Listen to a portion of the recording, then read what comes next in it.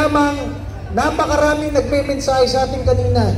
Mga opisyal ng PNP, mga opisyal ng AFP, lahat sila nagpapahayag na nalulungkot sila bakit ganito nangyayari sa ating bansa.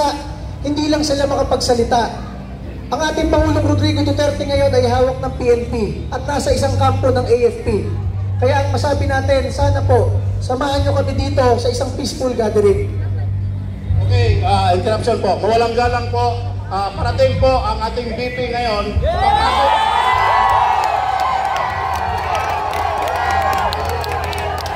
Magaling mo na. Papasok po siya sa my gate. Anong? Gate 1. Hindi siya pinapasok sa gate 1 para dalawin ang kanyang ama. O ano ba ang meron na hustisya ngayon? Para tingnan niya ang kalagayan ng kanyang ama. So, parating siya ngayon dito. Antayin natin, abangan natin. No, wire po, wire. Huwag apakan ng wire po, please. So,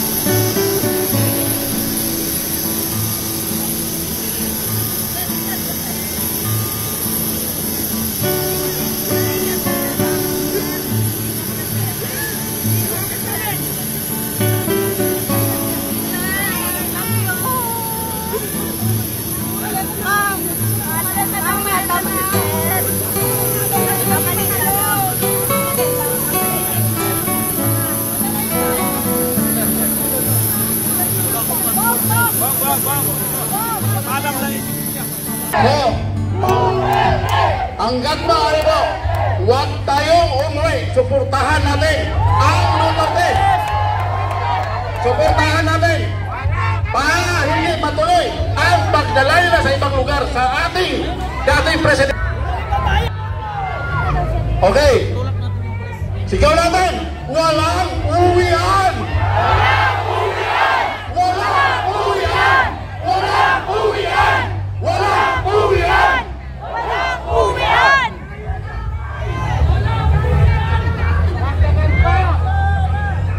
Inday Sara Duterte!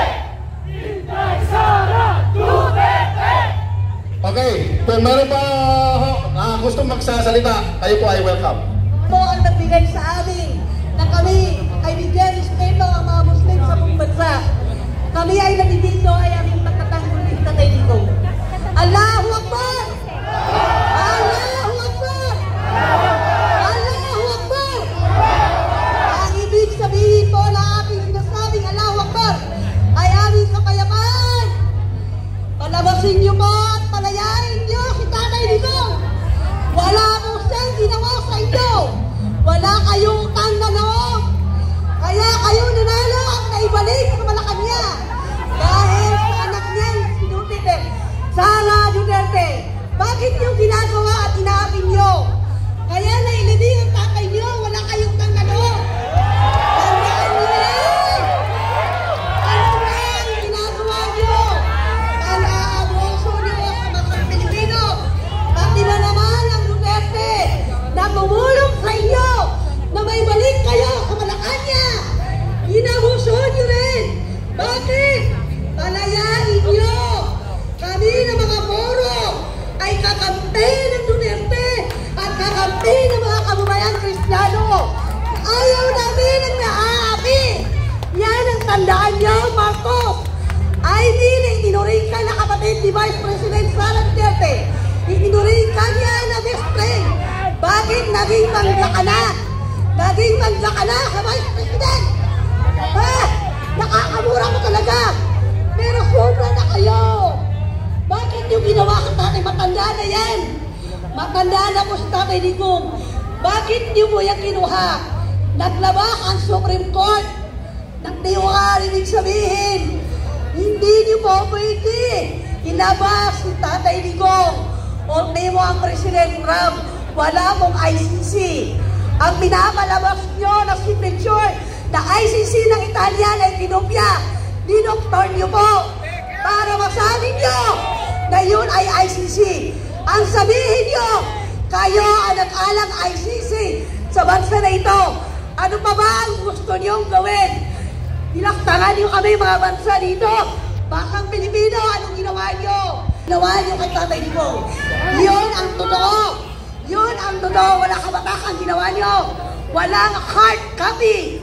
Ang ICC na sinasabi niyo. Dinodoktor niyo lang. Dinoktor niyo lang ang signature ng Italia ng ICC. Iniinit niyo lang yan. Sa dami-dami ng magaling mag-init. Huwag niyo naman gawin lahat-lahat na lang budol-budol niyo na. Pati ba naman na matanda na may sakit? Pababain niyo ka-aeroplano na yan. Lalo na lang kayong mapapadali. Matanggal sa Malacanang. Bakit? Dahil nanginap kayo na isang makinong Pangulo ng mamamayan ng Pilipinas. Yan ang tandaan nyo. Kinuha nyo ang lahat. Palayain nyo. Tatay Digong, ibigay niyo sa amin yan. Tandaan nyo yan. Kahit ang mga taga-Mindanao, naghahanda sila para kayo ay labanan. Please lang, huwag niyo po sagarin ang mamamayang Pilipino na sumugod sa Malacanang sa inyo. Handa rin silang mamatay. Yan ang tandaan nyo. Huwag kayong ganyan. Please lang, palayain nyo si Tatay Digong. Huwag niyo masyadong higpitan. Ang ginawa niyo sa anak niyang Vice President, ginawa niyo na naman sa tatay niya. Bakit niyo ginagawa yan? Mas lalo kayo mapapadali. Imbis na matatapos ang termino niyo, hindi na matatapos dahil kayo na po ang gumagawa ng maling pamamalakad niyo sa amin. Yan lang dito na lang po. Assalamualaikum warahmatullahi wabarakatuh. Allahu Akbar! Allahu Akbar! Allahu Akbar! Kasama po tayo. Pakinggan din po natin ang kapatid natin na si Coco Locoy. Magandang gabi po sa inyong lahat. Ako po nandito kasi gusto ko talaga, ang tatay ko po ay uniform personnel nung nabubuhay pa siya.